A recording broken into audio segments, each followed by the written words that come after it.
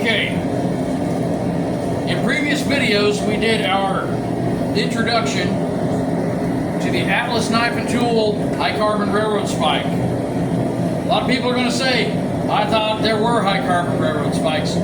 This is a cutlery grade, or as close as I've ever seen to it, 1080, 1078 high carbon railroad spike.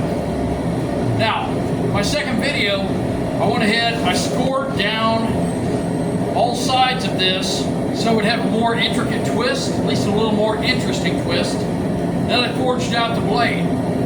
Off camera, I ran my thermal cycling for grain refinement, and I ground the blade. It is now in the forge and up to temperature. I'm going to quench this and hopefully it survives. Now, I will be quenching in canola oil.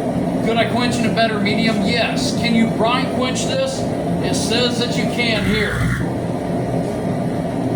It says brine quenched, you can get 63 to 64 Rockwell. I have my oven preheated in the back. When I looked up 1080, I saw anywhere from 400 to 450 degrees. I think 450 is going to be a little soft. I'm going to split it in the middle about 430 just because. I'm going to run it at 430 for tempering, probably an hour and a half. Hour 15, hour and a half, and I'll run 2 cycles. It sounds like I need to clean the burner tube on my Atlas forge back here. It keeps whistling at me. I have canola oil down here. Now I do have some quench oil, 521 I believe, in the back that I could be using. This is a 10 series. So I'm going to use it, I'm going to use this canola. I also figure that as far as any beginner bladesmiths or blacksmiths, you're going to have access to canola oil versus $400 for a 5-gallon bucket of quench oil. So,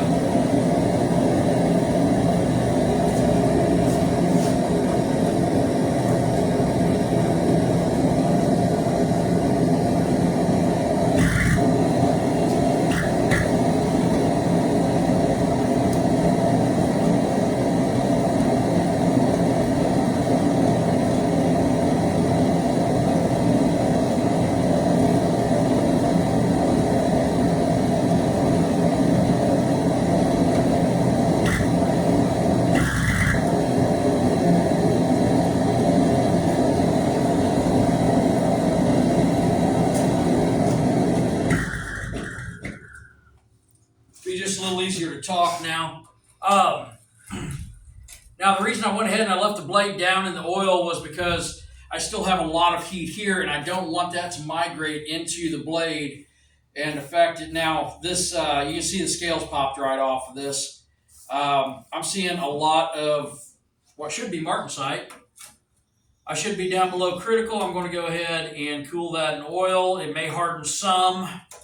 And as thick as it is, I guarantee you it is, if there's any hardening, it's going to be auto tempering. And then I'm going to make everybody freak out with a quick dunk. And that's mostly just going to clean the oil off for me and any residual scale. You see that from here, and I know this is freaking some people out. There's no reaction on the blade. The blade was already cool enough. It's all in the handle, and I actually have a little bit of color coming from the handle there. Everything stayed really damn straight. Okay, happy with that. That's just the handle that's cooling. You saw some of the scale pop off there. And I want this basically, pretty well cooled down before I put that in the oven. Planning on leaving this as a brute to forge piece, so it's going to still have hammer marks. It's still going to have some residual forge scale on it. You can see that white martensitic, or that white indicator of martensite. Secondary bevel on that. I went ahead and did a false edge on top. Let me cool this off the rest of the way.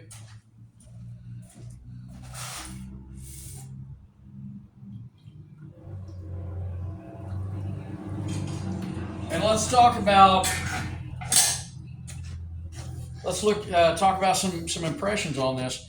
One, ease of heat treat. It's essentially 1080, so we don't have, from what I read, very long of a soak. I did give it a bit of a soak just because. Normalization, I've read in some cases people say you don't have to normalize it. I still did run 2 additional grain refinement cycles just to just for good measure, good practice, whatever. And I haven't seen any more, but this might be the first video build of an Atlas knife and tool railroad spike knife. We started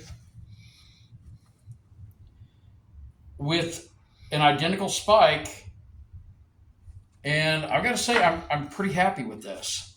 I do like the uniformity of the scale. Of all things, I really like how uniform that surface is. Oiled or waxed, that's going to look really nice. Now, I'm going to put this in for temper once my oven comes up to temperature. And in this case, I am using my my cooking oven in the back because I wanted to see, I basically wanted to replicate, aside from the power hammer, what a lot of beginning bladesmiths or blacksmiths are going to have. Hammer, anvil, forge, canola oil for a quenchant, and material, and that material was an Atlas knife and tool. I don't know if I should call it 1078 or 1080 high carbon railroad spike. Now these, I doubt any of these will ever be used as railroad spikes, being because they would be likely to break. And that's why railroad spikes are made out of what they are, is because they're tough. This is a cutlery grade steel. We have a cutlery grade steel railroad spike. There's a definite difference, and I don't know at this distance if you guys could see it or not, if I tried it, but off camera I did spark test this 1080 versus the standard, your standard grade high carbon railroad spike, which is about a 1040. And I got to say, I'm not like in awe, but I am impressed. And I think this is going to give a lot of people an opportunity to own something that they've wanted for some time, and that is a cutlery grade spike knife that's not San Mai, or doesn't, or would have a high carbon blade welded to a spike handle. So this is pretty cool, and I'm going to get off here because I'm just talking in circles and I want to get this into temper. We should be about up to temperature on that, and I should have this done tonight. And I mean, look at the finish on that as quenched. That is, for somebody who makes a lot of railroad spike knives here at our Forge Memory location in St. Elmo, Illinois. It's just got kind of a cool dark finish to it. Now it may oxidize more, so it may rust more when I temper this, but I will find out. So guys, be sure to like and subscribe. Check us out. Be sure to check out Robbie Bowman and Iron Mountain Metalcraft. Robbie started Forge Memory in Pigeon Forge, Tennessee, and we were lucky enough to get to join up with him. We've been on some really cool adventures, so to speak, with Robbie, and we were down at Robbie's grudge match, which I think is our 3rd year in a row, and we're planning on continue attending, and that's how we got a hold of these. So check out Atlas Knife and Tool, and Atlas Knife and Tool. I also have an Atlas Forge, but I could sure use a few more. We'll catch you guys later.